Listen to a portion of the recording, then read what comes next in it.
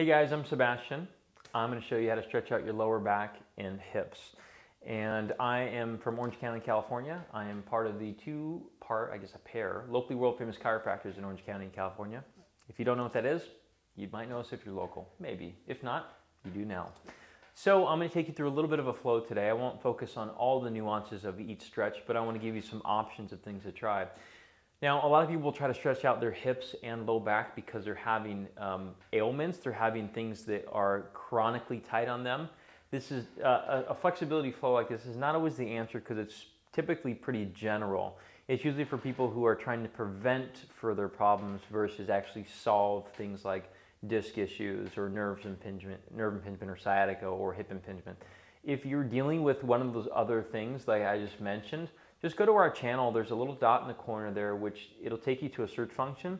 Subscribe, by the way. You'll like all the videos. And just search disc herniation or hip impingement or hip tightness. And we have some more focused types of videos like this that have exercises as well as suggestions to try specific to that problem. Because if you're doing something general for a specific problem, you can only expect general results. So, man, I'm burping today. I apologize. So, okay, what we're going to go through first is we're going to test out a couple movements and we're just going to feel if certain things are bothersome more than others. And so doing a little assessment before you actually do your stretching is probably a good idea because you want to make sure none of these movements are going to be detrimental to your back or your hips. And so usually I'll have people do some general movements. I'll step back here just so you can see the entirety of me. I would just have you bend forward and bend backwards, and then go side to side, and then turn, and then turn, and then leg up, and then leg up, and then squat. These are generally good screeners for movements of the hip and low back. Some people figure out that actually bending forward is like, yeah, that's like stabbing me in the back. In that case, all bending forward movements in the flow that I might give might be a no-go. But what you can use is you can use pain as your guide in this case. If it's really painful to do it or it increases the problem that you're trying to solve, just don't do that one, okay? But the other stuff is probably going to be pretty helpful. But if you're looking for help locally, we'd love to help you too. So here's what I like to do first with people, is I like to do the extension stretch. And so we take the low back and hips through extension, flexion, and then rotational patterns usually. And even lateral flexion patterns just to expose the joints to all of the capabilities that the joints have. The muscles follow along with it, okay? Extension patterns stretch the abs. They also stretch the hip flexors. They can stretch the quad muscles. And so these things all link up together. And so let's just think of them as global patterns. So the first thing we're going to do is we're going to press up as high as you can, not as high as I can. And we're just going to hold the top. Okay, we're going to do this about 10 times or so before we move on to a different extension pattern. Breathing is also really important with this. So I hope you're doing this along with me, by the way, because I don't want to get a workout in today, really. Breathe in the nose, 3 seconds, out the mouth for 6. Okay, breathing has a profound effect on tightness of the muscles of the hip and lower back area. And so make sure you really double down and use that to your advantage. I won't be because I'm going to be speaking to you about these, okay? So I've done about 10 there. Now we're going to do another extension pattern, which is we're going to take the heel and push it to the sky. And push it to the sky. And push it to the sky. Give me about 10 of these things, okay? We want to see if you can get your thigh off the table as far as you can. Notice I'm going straight up and I'm not using my lower back to do so. I already extended the low back. Now I want to extend the hip. We're going to give it a fair chance to do their job independently. Okay? Now I'm going to use the other side.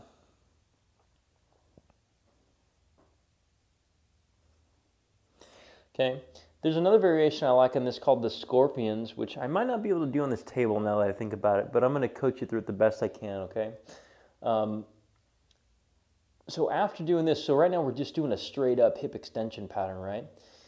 We're going to add a little bit of rotation into it. And so what that's going to look like is, imagine if I was flat on the ground, I'm going to push over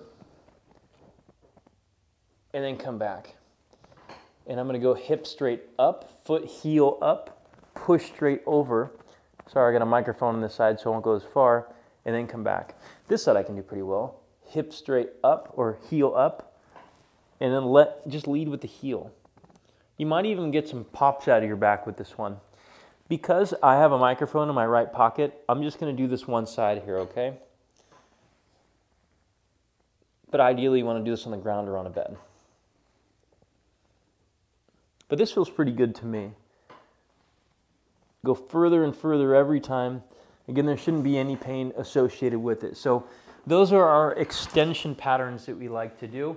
Extension of the low back and of the hip. Next is we like to do some flexion patterns. And we're going to start with the hips. There's that mic, huh? And what we're going to do here is we're just going to take our knee and then bring our interlaced fingers underneath the thigh and pull the knee towards the shoulder. Okay? We're only going to do one leg at a time at this point in time because this will eliminate the low back being incorporated into this. A lot of times people do have challenges with low back flexion. And so when I show it from a double leg perspective, we'll incorporate more low back flexion. Again, not a bad thing. Sometimes circumstantially you want to stay away from it for about a week or so. But that's about 10 there. Now we're going to do the other side.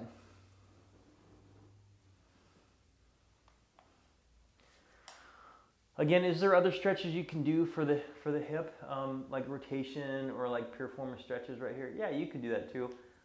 I prefer to go to the ones that are more global patterns if at all possible. I'll show you a global pattern for rotation in this flexed position here in a moment. Okay. Now that we got about 10 out of both of these, we're going to take the knees and pull them towards the ground here. I don't need you to stretch your hamstrings, okay? I just need you to touch and go. And touch and go. It's almost like you're pulling and you're rocking your tailbone up off the table or the ground in your case. Okay. If you want to go like this, you can as well. Some people don't like doing this because it'll irritate their knees, and so just pick whichever one's good for you. Okay. In the top here, we're going to hold it for the last one. I just want you to hold and breathe. I want you to breathe through the belly. Out the mouth, in the nose, out the mouth, in the nose, out the mouth, and just pull a little deeper as long as it doesn't bother anything. I also like to do one called the happy baby in this position.